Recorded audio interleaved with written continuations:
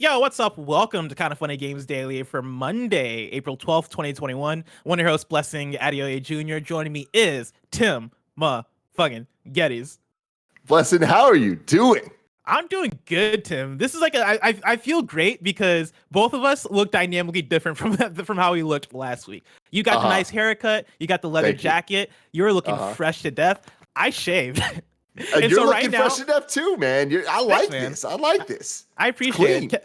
Kevin right clean. Before the show said that you look like you're about to bully somebody, and I mentioned that I look like I'm the one that's about to be bullied right now. I love it. I love it so much. Supple. Dude, okay. I don't love that. That's fresh and supple is a way to put it. Plus, I do really appreciate this though, because Kevin said that I look like Roger Klotz from Doug, which is honestly the nicest thing anybody could ever say to me. And then that led down a rabbit hole of us discussing Doug and how weird it is that it went from Nickelodeon to Disney with just like random changes, like a bunch of shit that didn't make sense, which led to a conversation of us talking about WB Kids and Fox Kids Saturday morning blocks. And that at the end of the conversation before we went live here made us realize that the Disney one Saturday mornings thing they had on ABC, which we didn't even get to talk about because that had Pepper Ann and things like that. Yeah. There's just some money. So this is what Kevin was vaguely describing to us. Yeah, I was really wrong about being a Rube Goldberg machine, but whatever. Yeah. But the point of what I'm saying, Bless, is I don't know what show and I don't know when, I don't know how, but I want at least me and you to be on a podcast. And I want us to break down the different Saturday morning show blocks. Oh my God. And do a little compare and contrast. Dude, this might be a great kind of funny next gen podcast topic because that's the type of shit we get into. We had a whole conversation about who had like the better cartoons between, I think it was like Paramount versus Warner Brothers versus Disney. Like if you had to get rid of animation. And when you had the Hanna-Barbera in there too. Yeah, right? Hanna-Barbera was in there also, which they dismissed real quick. And I was like, guys, you guys are counting out Hanna-Barbera way too easily because that's Flintstones, that's Jetsons, that's Scooby-Doo, that's Johnny Quest. Like Hanna-Barbera has a lineup. It might not be. It might not be like too comparable to Disney when you count in Disney Channel and all the other shit that Disney was doing outside the movies also, but Hanna-Barbera is still fire. Dexter's Lab. We gotta make this happen. Johnny Bravo. We'll make it happen. For now, what I want to make happen though is video game news. Today's stories include PlayStation going mobile, Nintendo working on new original IPs, and more. Because this is Kind of Funny Games Daily. Each and every weekday at 10 a.m. live right here on Twitch.tv/KindofFunnyGames. We run you through the nerdy news you need to know about. If you're watching live, you can correct us when you get stuff wrong by going to kindoffunny.com/you're wrong.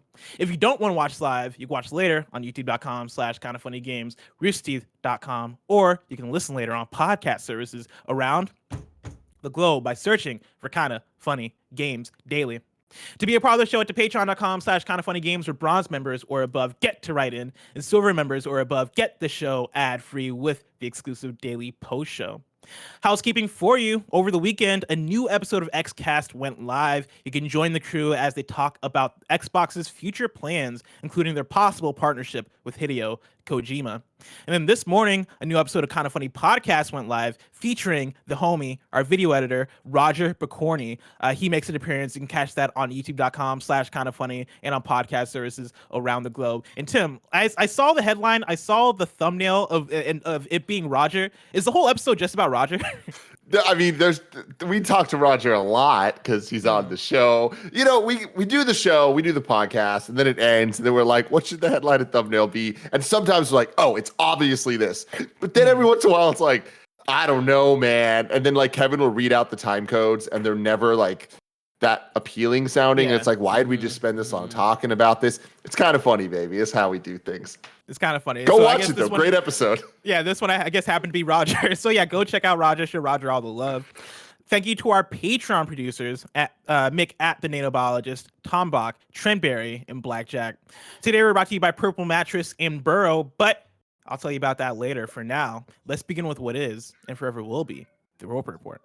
It's time for some news. We have 6 stories today.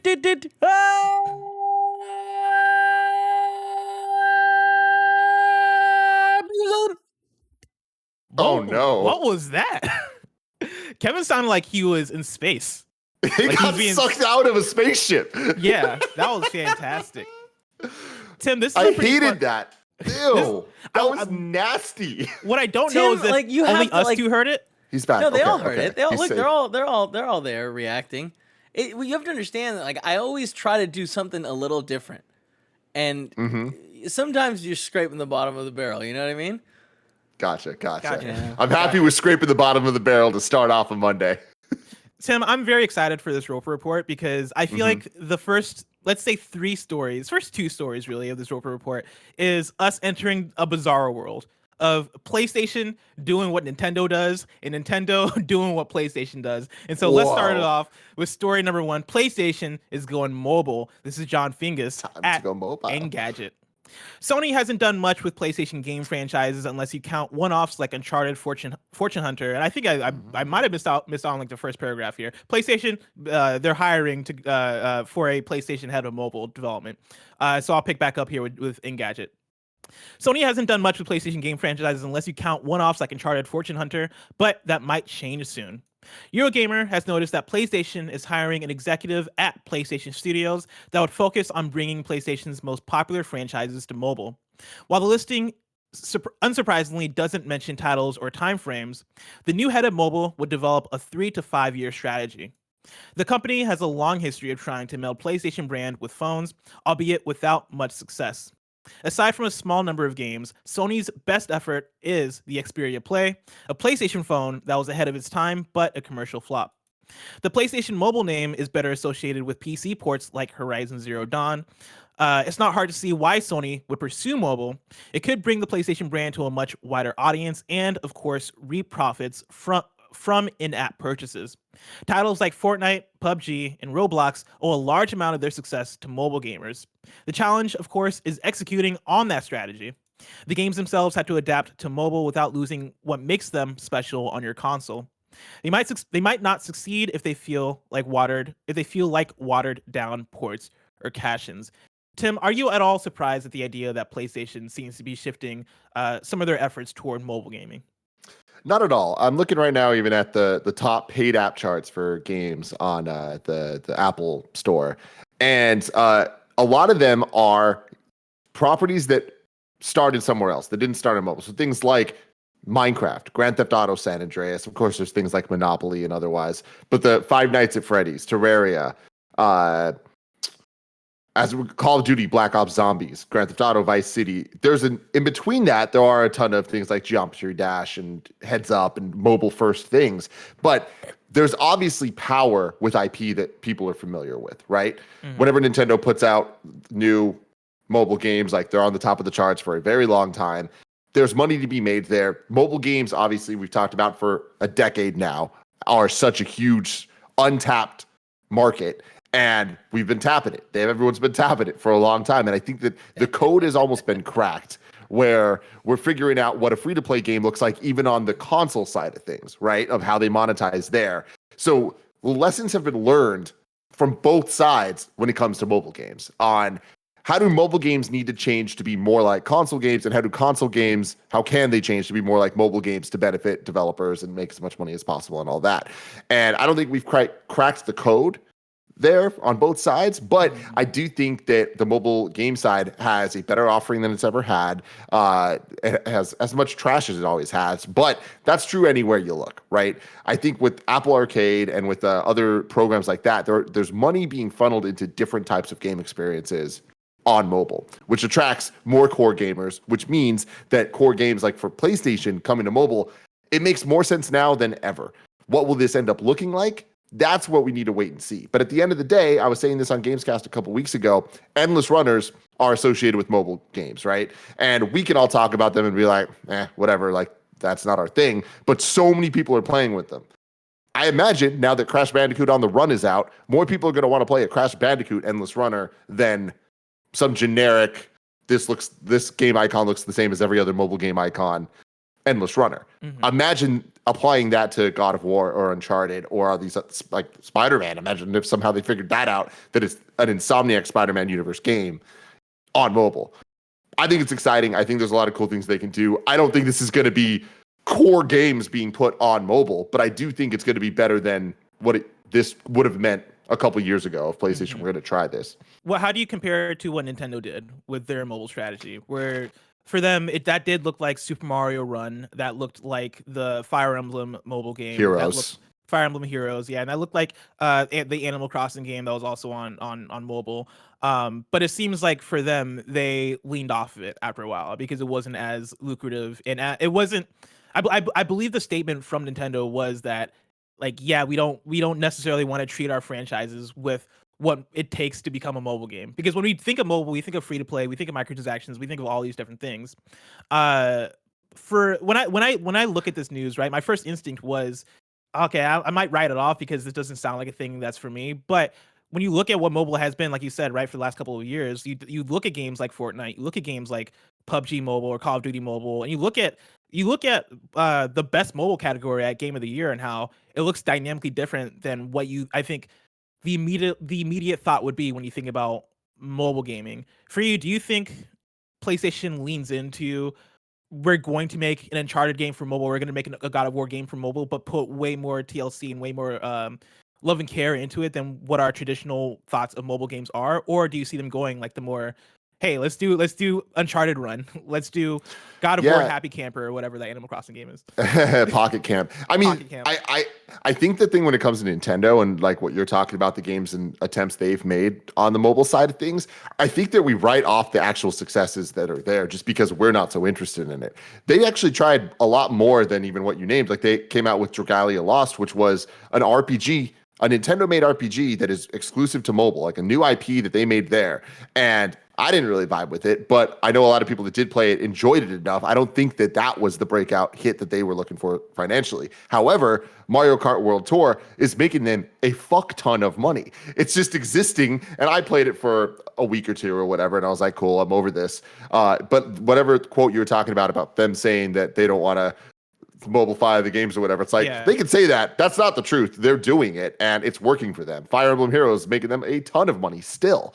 So I think that they might have just cracked the code where Super Mario Run was less of an endless runner type, more of like a designed Mario game for mobile. That didn't work for them the way that they were expecting. What did work is leaning a bit more into the mobile gamification of their IP, like Mario Kart and like Animal Crossing, and, you know, Pokemon being a little bit different because it's not Nintendo specifically, but Pokemon Company, Pokemon Go.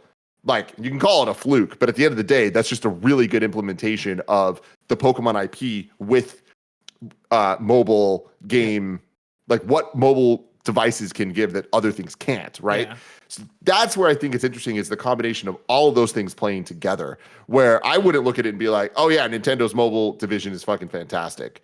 But I think that it could be, you know, like down the line. I think one day we might look back and be like, oh shit, they actually turned this into something. PlayStation, I think this is a more interesting case to look at, because I don't know that this is necessarily going to be them putting games on this. It could just be PlayStation figuring out, like, more and more console gamers are going to be playing on mobile in the coming years because phones are more powerful. We're getting used to having Bluetooth connected controllers, so we're just essentially using the phone as a screen for cloud gaming and all of that. Like, what if PlayStation figures out the phone situation for some type of cloud gaming, like a PS Now thing, but like more advanced, more just seamless? You can take your DualSense, you're just playing. Yeah, that was going to be the other point I was going to bring into this also, is when you look at the two other console manufacturers, right? Like, we talked about Nintendo and what they do with what they did with mobile gaming, because I think that it's a very easy analog to make. But with Xbox, they are going hard with mobile, right? Through xCloud, through, like, we just talked about this last week, how they're adding touch controls to a lot of their games on xCloud right now for mobile, and that dynamically changes how you play those games. Like, I tried out Celeste, and even though it wasn't a perfect experience, it was fascinating being able to play that game just on a phone screen. And I think that speaks to a future that could be supporting that more from the Xbox side. And there's obviously value there. Otherwise, everybody wouldn't be trying to do it, right? But we're in a place where everybody's trying to do it. And so I do wonder on the PlayStation side if this is them hiring an executive at PlayStation Studios to do this. I think for me speaks to the fact that they're like, cool, we don't know. We know we want to enter this market. We don't know what that looks like yet. And it's going to be the job of whoever comes in, whoever gets this executive position, to come through and be like, all right, we got to make cloud work because that is the move. That's what's going to be big for us. Or we got to make original content using Uncharted or using some of our biggest franchises, right? Like we talked about it late last week that PlayStation does not shy away from making more Naughty Dog games, like games based off of Naughty Dog IP. Like if they want to, if making a new Uncharted or making a mobile version of The Last of Us is going to be a banger on mobile, like they'll definitely lean into that and go for it.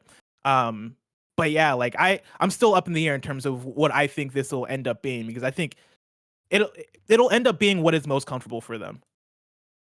Yeah, totally. I think you bring up a good point though about it's key here that they're bringing someone in, and hopefully that person knows what they're doing and like can look at the market and make some decisions that aren't so much reactive, but kind of setting the stage for what PlayStation's ecosystem can look like in a couple of years. Mm-hmm. Story number 2, Tim. Let's move on over to Nintendo. Nintendo is focusing on more original IP. This is from Marie Dealessandri at GamesIndustry.biz. Nintendo is to focus on developing more original IP for the Switch going forward. President Shuntaro Furukawa said in an interview with Nikkei that creating new series and developing new entries in well-known Nintendo IP is what the Switch needs to remain competitive. Quote, with the expansion of time spent at home, the range of entertainment as an object of consumption is expanding, he said. He continues, games are not a necessity of life. In order for customers to choose games in their finite time, they have to be interesting. Competition is tough, and I am not optimistic. I should also mention that this is a translation, and so he didn't literally say I'm not optimistic, but that's how translation took it, and so we'll run with it, I guess. He continues, I myself am looking at and studying various forms of entertainment. In the future, we will focus on creating a new game series. We'll focus on creating new game series as well as long sellers such as Mario and Zelda. End quote. Tim, new IP from Nintendo. What does that say to you? Like, what do you look forward to in terms of new IP for Nintendo? I mean, I look forward to anything new from Nintendo at this point, and especially new IP. Obviously, always a very exciting premise. I think that new IP is best served when the old IP are being kind of like pumped out at a quality rate with quality product, in addition to new IP being alongside it. And that's something that we've seen PlayStation really kind of dominate the last generation, where they had such a strong strategy of sequels alongside new IP, and then just continue rinse and repeat. And so far, they're rinsing and repeating has just been knocking out of the park. Nintendo has been doing that for so much longer, but I think the new IP has always been the thing that they have struggled with most. But the reality is they have created a lot of new IP over the last couple console generations, like things like trying out ARMS. Right?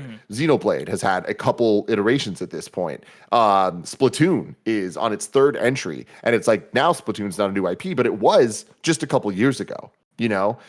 So in addition to them understanding the IP that they have and kind of creating this either sequels or spin-offs, or kind of, you know, the thing about Mario is people can be like, oh, there's a million Mario games. It's like, okay, well, they're all different games. They're all different IP, whether it's Mario Golf, Mario Kart, Super Smash Brothers. Like, they're all different, you know? Yeah.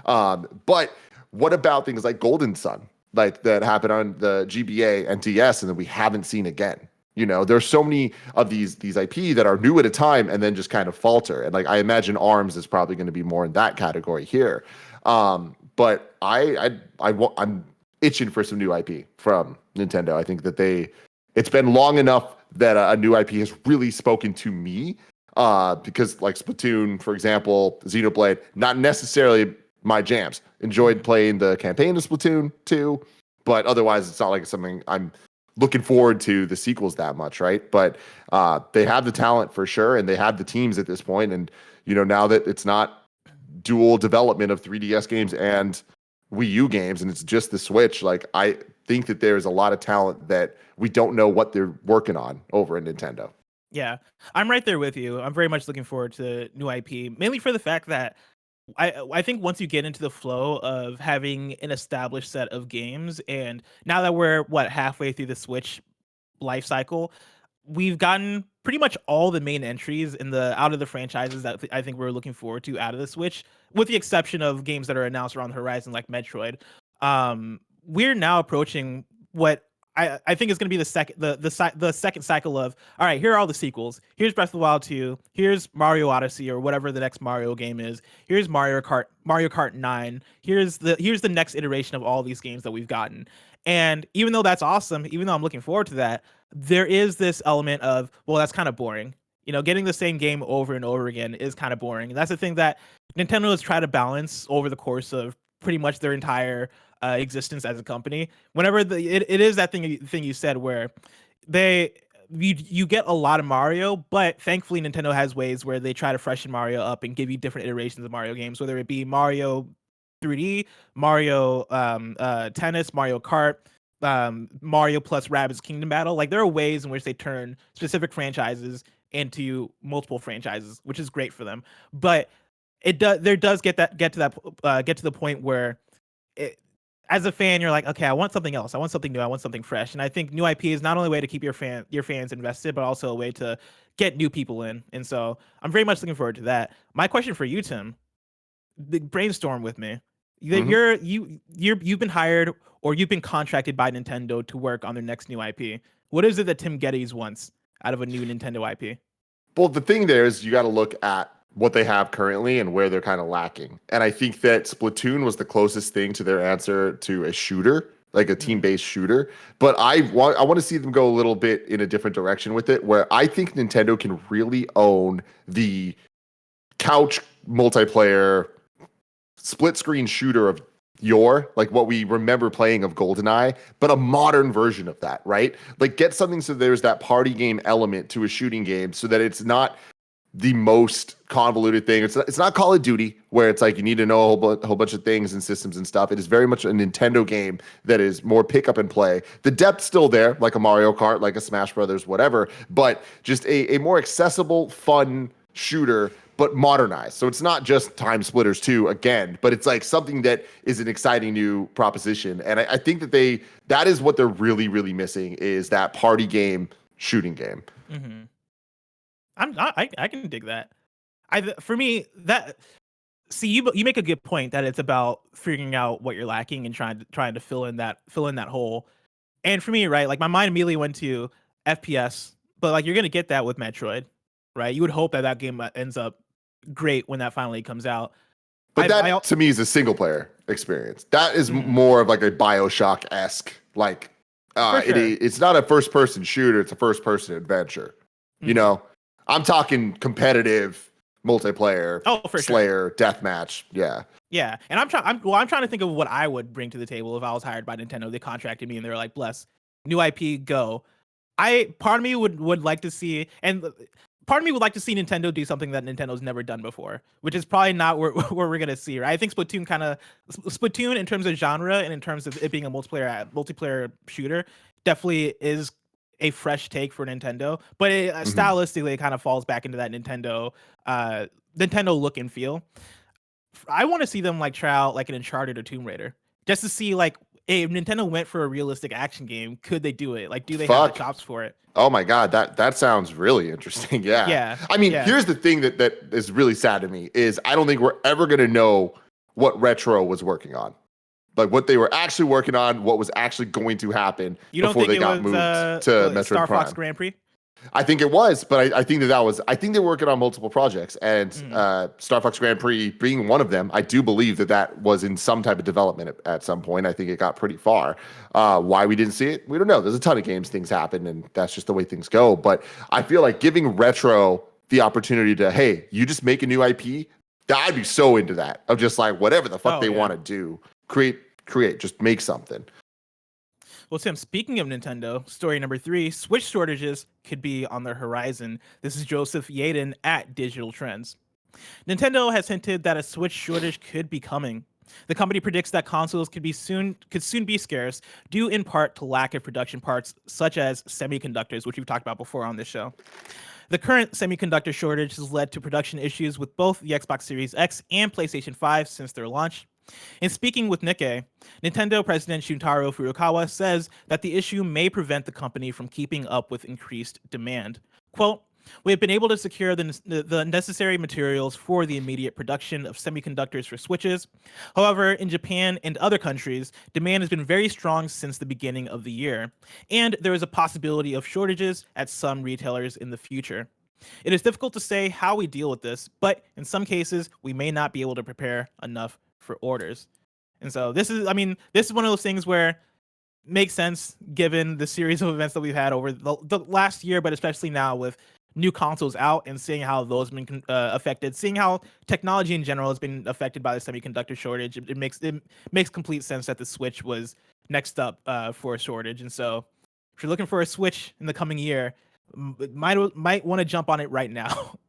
Yeah, sadly. I mean, it sucks, or not, or wait for the Switch Pro whenever it comes, and then struggle to get one because that's going to be extremely difficult to get your hands on when it comes out. Yeah, I was going to say, like, how do you think this affects the Switch Pro? You think we might not see that till if it was planned for next fall? Do you think now it's going to be next spring?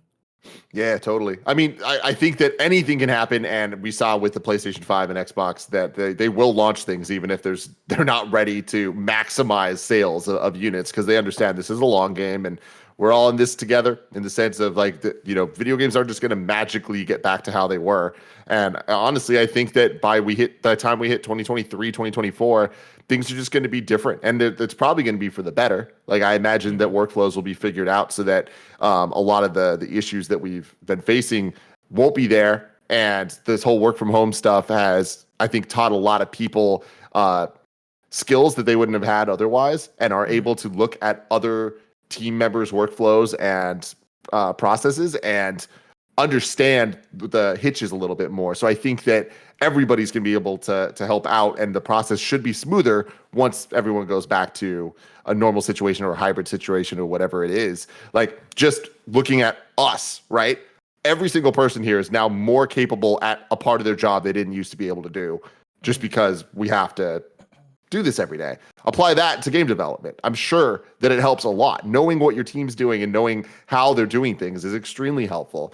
But to get there, I think it's going to be a struggle. We're going to see a lot of delays. We're going to see a lot of things that would have been easy to buy that are difficult to buy now, which just makes difficult things to buy even harder. So when new consoles come out, it's going to be difficult. Yeah. And as a reminder, right, like this one was a double whammy in terms of the semiconductor shortage, because it is exactly what you're talking about with the shift to work from home and the quarantine that's made manufacturing a bit more difficult. But then also you have the other side of it, which is more people are buying technology, more people are buying consoles, more people are investing in this ecosystem, which means that demand is just super high. And so, yeah, by the time we get to 2024 or whenever, not only will people have workflows sorted out, hopefully, fingers crossed, but then also I think you're still going to have this high demand that was created now, but you'll have people sticking around in the ecosystem because they found a new love in gaming or they found a new love in PC shit or whatever it may be, which, I mean, I look forward to that a bit. Tim, before we get into our next news story, I want to tell you about our sponsors. Of course, you can go over to patreon.com/kindafunnygames where you can get the show ad-free. And speaking of ads, this episode of Kinda Funny Games Daily is brought to you by Purple Mattress. As the world becomes increasingly uncomfortable, we're all looking for as much comfort as we can get. The one thing you can always count on is how comfortable your Purple mattress is. That's because Purple is comfort reinvented. Only Purple has the Grid, a stretchy gel material that's amazingly supportive for your back and legs while cushioning your shoulders, neck, and hips. I don't know how it does it, it's just fantastic. Because of how it's designed, the Grid doesn't trap air. Air actually circulates and flows through it, so you'll never overheat. The Grid bounces back and forth as you move and shift, unlike memory foam, which remembers everything. That's why memory foam has craters and divots. Kinda Funny loves Purple mattresses. Joey Noelle sleeps like a baby on the one she has. She says it's nice and soft. And right now, you can try your Purple mattress risk-free with free shipping and returns. Financing is available too. Purple really is comfort for an uncomfortable world. Right now, you'll get 10% off any order of $200 or more. Go to purple.com/games10 and use promo code games10. That's purple.com/games10, promo code games10 for 10% off any order of $200 or more. Remember, purple.com/games10, promo code games10. Terms apply. We're also brought to you by Burrow. Finding new furniture is always a hassle, whether it's finding what's right, getting it delivered, or the setup itself. Most of us haven't found our forever home, which makes buying furniture a double-edged sword. You're either buying some cheap futon that you'll just leave out on the curb someday, or you're investing in an expensive sofa that might last forever, but definitely becomes a pain in the butt when it's time to move. You think someone would have figured out how to create quality furniture built for the way we actually live, wherever we live? Well, someone has. Burrow.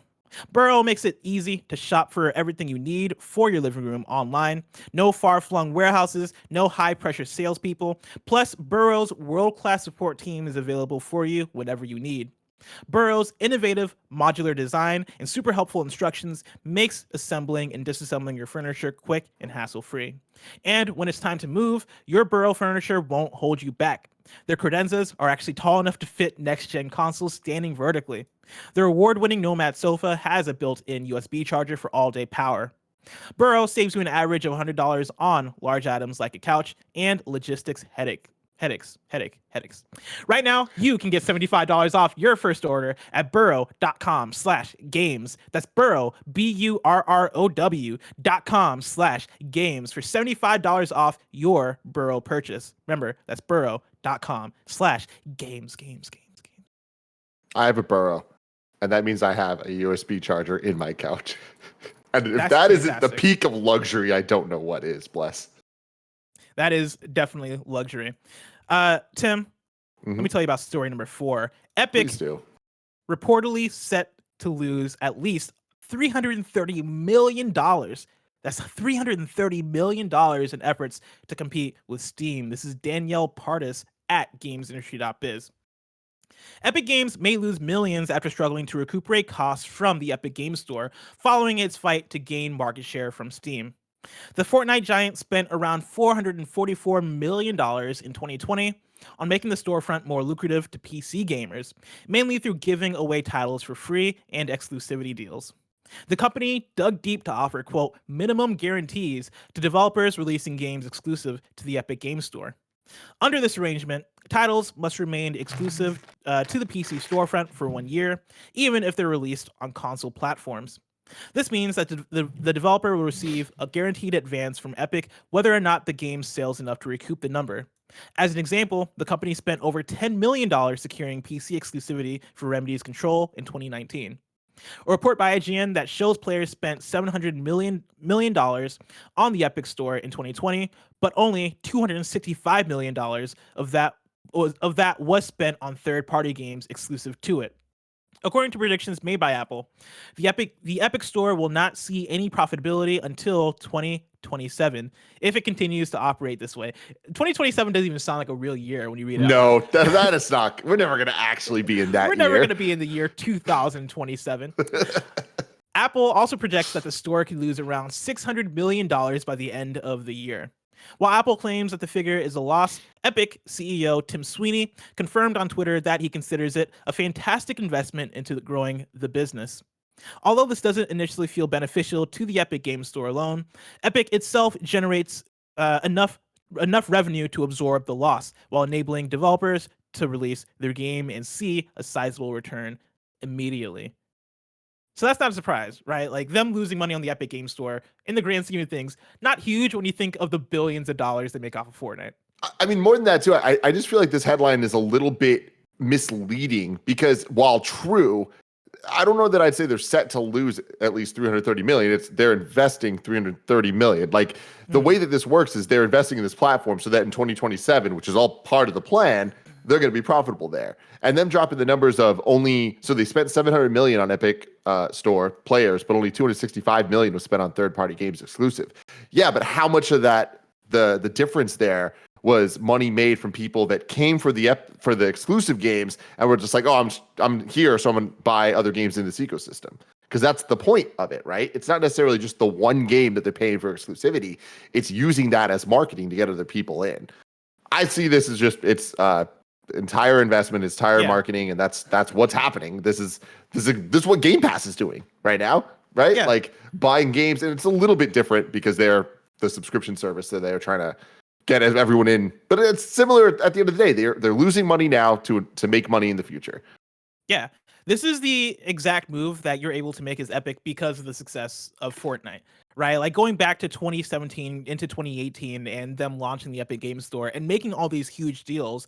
I think as an industry, we all understand that that's happening because they are sinking money into trying to make this store work, because they're able to basically come through and disrupt because they have this nice cushion that is called Fortnite, where that is generating so much money that they're able to make these risks.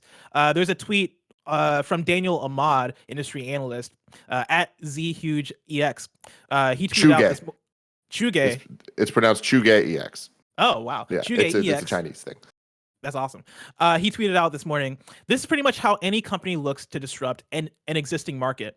Worth noting that while Epic Store loses $330 million, Epic still generated approximately $3.85 billion in revenue and $1.54 billion in gross profit thanks to Fortnite, according to a recent court document." And again, like when you look at them offering free games on Epic Games Store, when you look at them making deals for exclusive games to come to Epic Games Store, right? What are the stuff that everybody was mad about a few years ago? And then you also look at them giving developers large cuts in terms of the shift, right? Like the Steam standard was 30%, 30/70. Epic lowering that so that they get around like 12% of game revenue on sales. They're able to make those moves because they're losing money on it and because Fortnite is there to give them that cushion. And so this all makes sense. It does make me wonder if this works for them in terms of making Epic Games Store more ubiquitous. Because as you can see, right, like when you look at the main stores that are available on PC, it really is Steam, Epic, and like it's Steam GOG at the top, and then like it's Epic and GOG, I think, following behind them, and probably like a couple stores here and there that are even under those ones. I wonder if by 2027 we see it more equalized, where it is either Epic and Steam on the same standing, or even Epic overtakes Steam. Oh, interesting. I get what you're saying. I thought you meant equalize as mean the same content everywhere. I think that ship has sailed. And yeah, I do imagine that in 2027, Epic Game Store and Steam will both still be doing their thing, and there will be exclusives here, exclusives there, any which way. Or at least exclusives on Epic. I don't know about Steam, but you know how that goes. Yeah. Tim, let's talk about story number 5. This is more of a PSA. People Can Fly are fixing an issue that causes inventory wipes in Outriders. This is Zarmena Khan at PlayStationLifestyle. Outriders players reported missing inventory items prior to this weekend's patch, hoping that the latest update would resolve the problem. Unfortunately, it did quite the opposite. Cases of inventories being wiped out are on the rise, and People Can Fly have acknowledged the problem. Over on Reddit, the studio apologized and promised a fix as soon as possible. It also laid down its plans to restore inventories. The post reads, quote, "Restoration should take place on a specific day and should be a one-time event. The exact date is TBD, but we're hoping for this to occur in the coming weeks. We'll update you when we have confirmation of date and timings. We'll only be able to restore the most valuable tiers of items lost, e.g. epics and legendaries. We'll be unlikely to restore an inventory full of blue gear. The restoration should be additive to your inventory. It should not replace your current inventory. Restored items may not have the exact this is verbatim. Restored items may not have the exact same stats as the lost items." And that's end quote. People Can Fly also added that it's unable to provide a timeline for fixes and said that it's looking into the accolades wipe issue. And so again, PSA out there, inventories are being wiped in Outriders. Be careful when you're playing. Maybe wait for a new patch before playing. I don't know what the exact precautions you should take here are. I did see a tweet from People Can Fly saying that if you experience the inventory wipe, shut down your PS5 immediately, and maybe that'll help prevent the inventory wipe. But again, it's scary, man. It's scary. God. I'd be so bummed out if this happened to me. Yeah. And people out there are like, hey, this is a new thing, and video games back in my day was good. Back in my day, memory cards got corrupted all the time, and it was that was a bitch too. So there's always just gonna be new problems and things suck. But good on People Can Fly for, again, being transparent, letting people know what's going on, and be careful out there. Yeah. If this happens, turn off your PS5. That's the thing. Thankfully, issues can be fixed. If you've already lost your items, then maybe that can't be fixed, depending on how many of them were blue gear. But again, like thankfully it seems like they're working on it, and shout out to them for being very transparent and very clear, even when the transparency is things like turn off your console immediately if this happens, because I feel like that is the type of communication you usually wouldn't get from devs, because that very much does feel like a, like sound the alarms, this is really an issue, but at least they're being honest and clear about it. Tim, have you been playing more Outriders? Have you been sticking with it? Not too much. I popped in a little bit to just play through a little more of the campaign, because when I was playing, it was for the IGN video that I did with Naomi and Sydney, and they popped us later facing off the big spider flame boss volcano guy. So yeah, I played like the demo bit I played through, and then I was like, you know what? I'm kind of itching to play a little more, and I've been trying to figure out my mouse and keyboard setup. So I played more of the campaign over the weekend, and it's like it's just fun, man. It's just a video game video game. It is, yeah. That's the reason why I think I love it the most. Like I beat it over the weekend, and it was that thing of having so much fun and then getting to the final boss fight and then getting super frustrated and being like, why is this boss fight this difficult? But then, like, I had Greg came through and joined. We turned down the world tier to like world tier 1, because after really, dude, because we started off on, I think, world tier 9. We're having a lot of trouble. Turned down to world tier 7, still having issues. Turned down to world tier 5, still couldn't get it. And at that point, I was like, fuck it. Like I really enjoy Outriders. I don't enjoy Outriders enough to suffer through the final boss. And so I was like, fuck it. Let's turn to world tier 1, see what happens. And we melted the final boss. Fuck yeah. It was one of those ones where I was like, damn, like it was maybe 5 seconds of shooting into the final boss before the first phase is over, cutscene, and then get back into it, another 5 seconds of shooting into him, and then credits roll. And at first I was like, oh damn, that was a lot faster than I wanted it to be. But then I was like, you know what, man, fuck it. It's a video game as video game, and jumping back into it to do the expeditions that'll unlock post game brought the fun back. Like I'm not in Outriders to experience the story. I'm not in it for the hardcore experience. I'm in it to have fun. I'm in it to have a good time. And going back to the expeditions, turning my world tier back up. And actually the expeditions actually don't factor in world tier, I don't think. But being able to jump back into it and have it be back to this, actual appropriately difficult experience was super fun. And yeah, I loved it. And so shout out to Outriders. Hell yeah. Except for this inventory issue. Don't shout out to that. But thankfully we're gonna get a fix for that. Tim, let's round out the Roper Report with story number 6. Is Sega remastering Sonic Colors? I'm pulling from Vikki Blake at Eurogamer. It looks like Sega may be remastering 2010's Sonic Colors. According to a German voiceover studio called IK Sample, the team worked on the remaster at the end of 2020, although the webpage that originally leaked that information has now been taken down. French retailer So Gamely has listed the unannounced Sonic Colors Ultimate for sale on Nintendo Switch, PS4, and Xbox One, with a vague 2021 release window provided. Although it's unclear if the store listed the game before or after these rumors came to light. Take this one with a grain of salt, everybody. But Nibel at Nibel on Twitter, or no, at Nibelian pointed out on Twitter that this is such a vague leaking to happen that it's probably true. Like, who's gonna fake Sonic Colors being remastered in 2021? But grain of salt, and if this happens, I'll be very excited because Sonic Colors is super dope.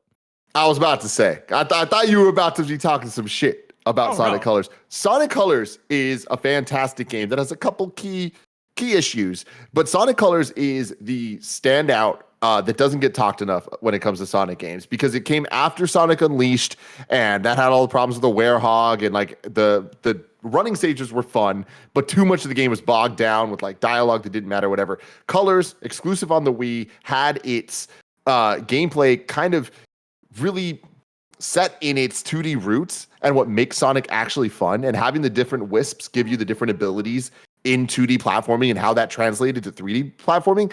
Sonic Colors was at the time the most things we like about Sonic games. We're just going to focus on those Sonic games that we had until Generations came. And everyone gives credit to Generations, as they should, as being the Sonic game that's like, hey, that's actually good. And then of course Mania. But Sonic Colors, if they're remastering it, hopefully they can fix some of the things.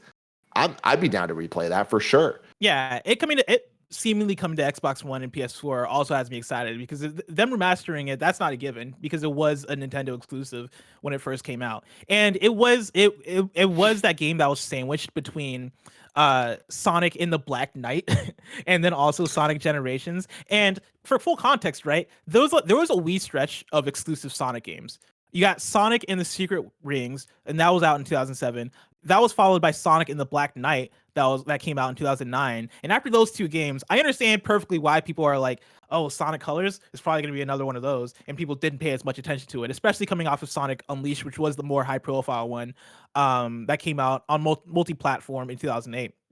And well, Unleashed was like a core Sonic game, whereas the Black Knight and the Secret Rings, those were spin-off games of Sonic. But like, they're still they were still the exclusive Nintendo Sonic games. Yeah. But yeah, like Sonic Colors kind of came out, and it felt like it felt like a follow up to those somewhat because it had the Nintendo exclusivity, and then yeah, it coming out right before Sonic Generations kind of overshadowed its existence. But Sonic Colors, definitely not one to sleep on if you're Sonic Colors. Sonic Colors walked so that Generations can run. Oh, for sure, it ran fast for sure. And when you want to talk about Unleashed, also like only half of Unleashed was like not that great. It was the Werehog stuff that people had a problem with. The actual Werehog Sonic stuff levels sucked. They were super fun. Were fantastic. Yeah, and music was great. Sonic Colors feels like it kind of understood that a little bit and kind of doubled down on, hey, this is traditional Sonic. You are getting the Wisps, which are the quote unquote gimmick of this game, but it was a gimmick that didn't suck as much as the Werehog. It added to the gameplay. That shit was great, man. And I'm pretty sure that was Roger Craig Smith's first time voicing Sonic. I could be wrong about that, but like I remember the Sonic Colors story was like a little like too try hard kid humor stuff, but it had moments that's that I was Sonic like stories. Oh yeah, totally. But I feel like Colors was the turning point of like going from the Sonic 06 kind of like, oh, they're taking this world really seriously vibe to oh no, we're gonna treat it more like a Saturday morning cartoon. Yeah, for sure. Tim, I'm very excited for Sonic Colors remastered, but that's probably just so far away. If I want to know what's coming out to mom and drop shops today, where would I look? The official list of upcoming software across each and every platform is listed by the Kind of Funny Games Daily show host each and every weekday. Yeah.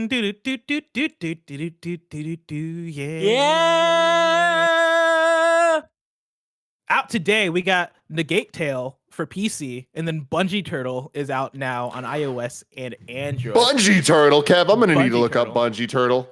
Yeah, I want to see what Bungie Turtle is. I've seen a Bungie. I've seen a turtle. But I've never seen a turtle Bungie, and we're about to here on Kind of Funny Games Daily. What do you think Bungie Turtle is? I imagine, so it's a mobile game. So I'm imagining we're getting some type of, he jumps down from the top of the screen, and you have to like maybe avoid a couple obstacles while collecting some things. And when you pop back up, you need to make sure that you don't hit things as well.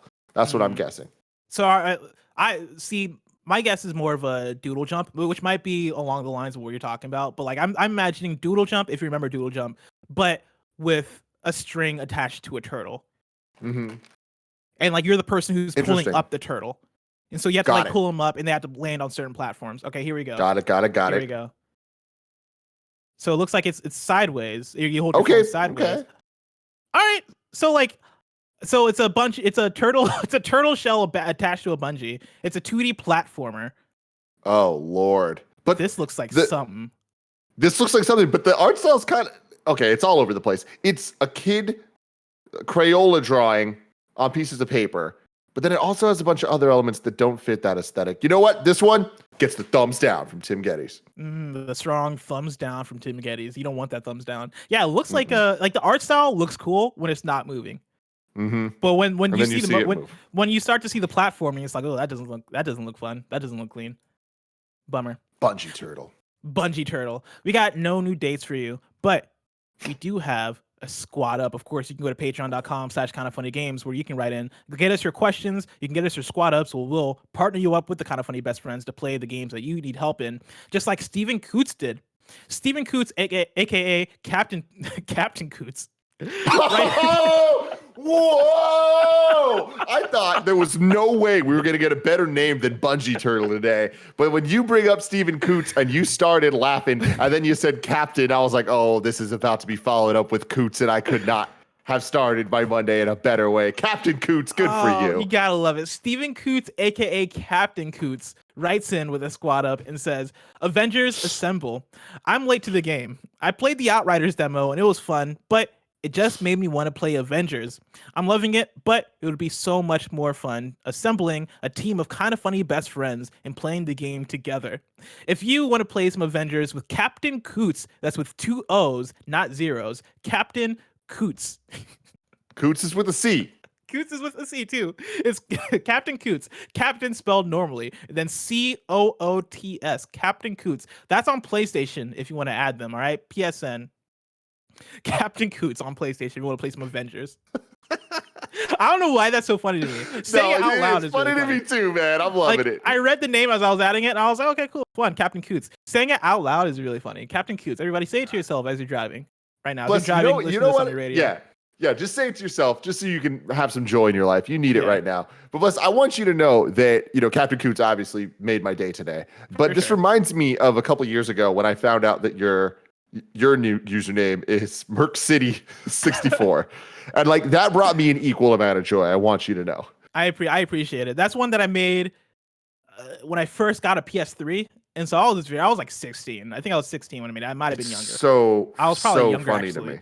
But yeah, so when I first joined Kind of Funny and first started doing PS I Love You, I did a whole campaign, which was I'm looking for a new PlayStation username. We're gonna figure out what I'm gonna change it to, and I never changed it. One, because nobody put out anything that was better than MercCity64. But then also, I feel such a connection to it. It's part of who I am now, and changing it wouldn't feel right. I mean, dude, literally everything about it screams blessing at AOE to me. I just love getting the 64 in there is so fun. And Merc. That type of slang lingo is perfect for you with MercCity64. I'm keeping it, man. Andy Cortez's Nitro Rifle. I'm gonna be MercCity64. The two quick stories I want to tell because we have a little time here. Yeah, is sticking with usernames. 2 of my best friends in high school, Alfredo and Curran, were both real big on Xbox Live and all that stuff. And Alfredo was going through his emo phase, and his gamer tag was Dying Breed with X's. Awesome. It was X dying X breed X. And when Cool Greg read it for the first time, he thought it said Dying Bird. And Alfredo never let that down. We called him the Dying Bird so often, and it was so funny to us. I know right now it doesn't sound funny, but trust me, in real life, when you're 16, calling your friend the Dying Bird, it's hilarious. But the other one, Curran, his name, so back in the day, Curran, now he looks like a freaking Adonis. But back then, he was a little on the plumper side of things. And his gamer tag was Chunky Twinkie. Oh no! which is just funny, right? But Chunky Twinkie. But the best thing is he was doing the late 90s, early 2000s cool boy thing of lowercase, uppercase, lowercase, uppercase with the name. Oh no! So the I in Twinkie looked like an L. So whenever he'd be in Halo and he'd be level 50, fucking killing the game on the top of the leaderboards, all this stuff. And people would be like, hey, go get the Chunky Twinkle. That's fantastic. That's There's awesome. nothing worse than Chunky Twinkle. That's something that you don't think about when you're making usernames is how people are going to call you out in games. And so thankfully for me, what I get in shorthand is people calling me Merc, which by itself, cool. Dope right? as fuck. When people just call it, hey, Merc, come over. Merc, I got you. Merc, I'm on your 6. Hey, somebody revive Merc because he's always down. Whenever that comes up, it's fantastic. People aren't making fun of the MercCity64. But yeah, I can't imagine being oh yeah, Chunky Twinkie. It's gonna be people will find it funny. It'll be a fun thing. It'll be my username. I'll own it. And then being called Chunky Twinkle all the time. Chunky Twinkle, dude. It was fantastic. It's so damn Chunky Twinkle and the Dying Bird, man. Our squad was ruthless. What do you think they call CaptainCoots? It's they either call him Cap or they call him Coots.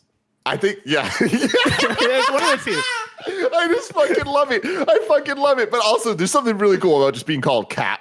Oh yeah, that's the thing is CaptainCoots. You're either and Coots is a real name, right? Like Coots, I assume is your That's his real last name, Steven Coots. Yeah, so that's not as bad, right? Like it's not like you called yourself. I forget what the one we got.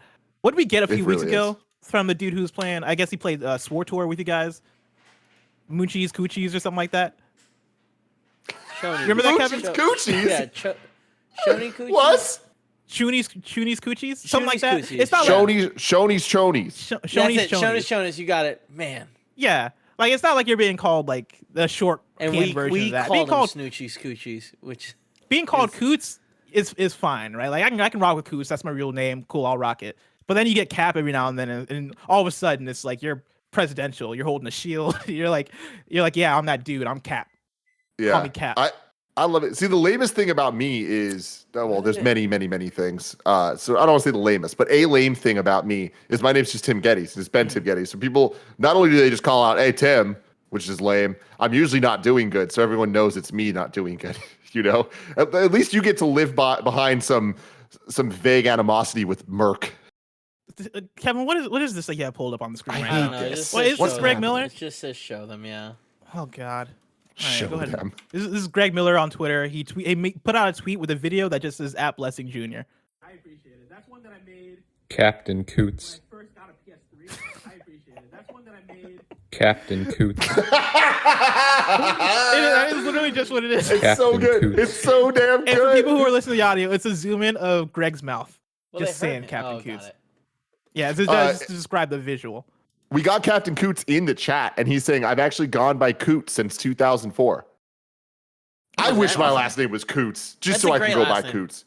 That is a great last name. Geddes is not a bad last name. It's just too serious. Like, Geddes is cool. If you were like someone who did this, like something serious in life, we could call you Geddes. Oh yeah. Yeah, that's true. The thing about my name is, growing up, I was always like, it's not a name. Like Tim Geddes wasn't like it didn't sound right to me. And then I'll never forget, it was in college where someone was like, dude, you have a powerful name, man. Like Tim Geddes is unique. And I was like, holy shit, I've made it. And I was wrong my entire life. And from that moment on, I've just been like, yeah, you know what? Tim Geddes is dope as fuck. Yeah. No, that's how you gotta Tim live Geddes your life. Is a dope name. It is a dope name because like Tim is. Blessing is a dope name. Dude, do you know what I learned the other day?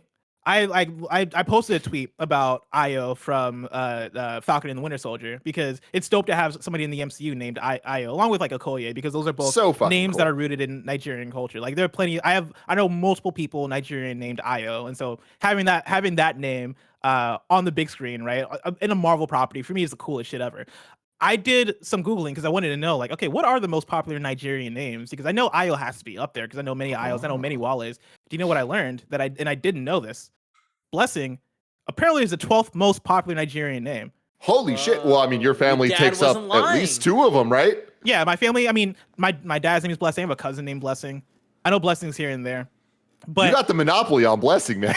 Yeah, like it's a thing I didn't realize. I would have assumed 1000th, 900th. Like number 12 is fucking crazy. And so that is weird. Yeah. But dude, Blessing is such a dope name, but Bless, when I think about names, like often, you hit that point in your life where you start thinking about kids' names because when you're with somebody, that's just the conversation you have all the damn time. Mm-hmm. And when you go through that, or dogs or whatever the hell it is, and it's like, for me, I'm always like, we got to think about what are they actually going to be called? Like, what are little kids good? Like, what are their friends going to call them? Because it's like, we had this conversation about Mr. Coots over here.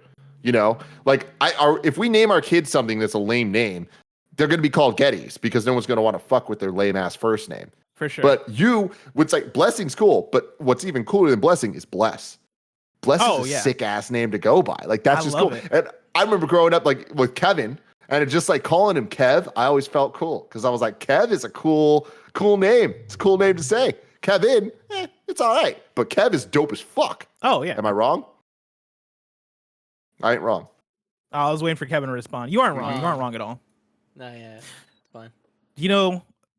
There's a good transition. I lost it because we're about to go into You're Wrong, and I was like, okay, what? What else we're not wrong about? The news throughout the day. KindaFunny.com/You're Wrong is where you can go to write in and let us know what we got wrong as we got it wrong, so we can correct it for those watching later on YouTube and listening later on podcast services around the globe. And Tim, let me tell you, we killed it. I'm gonna pull in. I fucking love you guys. Oh God, the audience has no idea what we're laughing about. Yeah, they have no idea. Okay. There was just some majestic music playing. John Bob Stab writes into Eurong and says, Tim said Sonic Colors was exclusive to Wii, but it was on DS as well. And then Jordan Deeb writes in and says, not a Eurong, but a reminder to Captain Coots and any other Kind of Funny best friends that there is a Kind of Funny Avengers Discord over at invite.gg/KF Avengers. Come join us to squat up there anytime. So again, we killed it. Only one real you're wrong. What's up? Real quick about the names and nicknames. Somebody said for Paula, you can call her Lala, and I really like that. That's awesome. I do like that. Yeah, I love it. I will say that one of the kids' names that we have come up with was working backwards from the nickname I Like Lala. So we have names that shortened become Lala. I really like Mila as a name. Mila's a good name, but we call her Lala. See what I'm saying? We named him Moose. We named him Pomplamoose, but we call him Moose. Hot. We have do you know what Pomplamoose middle name is, Bless? No, please tell me. Yes, you do. Andres. Andres. It's named after Andy. Pomplamoose Andres Geddes. On his little insurance card and shit, it says it. Within the next decade, I want somebody at Kind of Funny to either name their pet and or child after me. That's my goal. I want one of y'all motherfuckers. Child. I want one of y'all motherfuckers to name a pet or child blessing or some variation. Could be miracle. I don't give a fuck as long as I'm the inspiration. I want someone to do that for Nick so we can call him Little Nick. Little Nicky. Little Nick. This week's hosts for Kind of Funny Games Daily go like this. Tomorrow, you're getting Greg and Gary Whitta. Wednesday, you're getting me and Andy Cortez. Thursday, you're getting Greg and Tim. And on Friday, you're getting Greg and Angel Renee. If you're watching this live on Twitch right now, after this is Mike and Nick watching some fun clips and starting Nick's playthrough of Uncharted, so get hyped for that. Of course, this has been Kind of Funny Games Daily, each and every weekday at 10 a.m. live right here on twitch.tv/kindoffunnygames. We run you through the nerdy news you need to know about. We have a Patreon post show for those that are subbed at the silver level of patreon.com/kindoffunnygames, so stick around for that. Otherwise, until next time, go get 'em, Coots. Get 'em, Coots.